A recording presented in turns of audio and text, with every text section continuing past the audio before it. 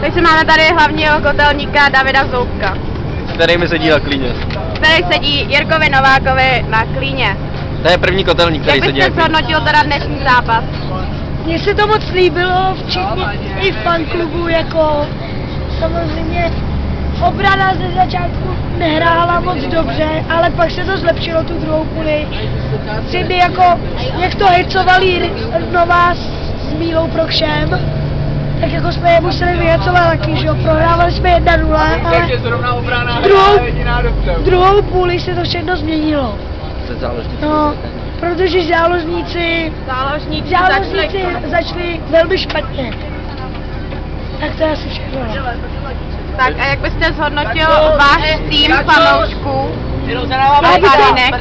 Ano, já bych chtěl moc poděkovat všem příznivcům, co jeli dnes do Kunic. Teď jsem se nabodla. Do Kunic, na výjezd, velmi jako nečekaný. Do Kouřimy, ano. Na výjezd, který je velmi docela daleko, že jo, a chtěl bych jako jim poděkovat, protože opravdu dneska podali výborný víkend, včetně fans. A hráli jako dobře, tak jako hodně velký tleskot jim. A samozřejmě faninky, který mají FK Kunice, si tady samozřejmě našli kluky, což je velmi dobře.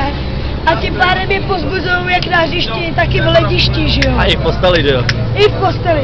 To já nevím teda. To nevíme. Ano. Tak to je asi všechno. Tak já vám děkuji za rozhovor. To je jako konec, jo. To už jako by až prostě těžký, Vybíjí se mi kamera.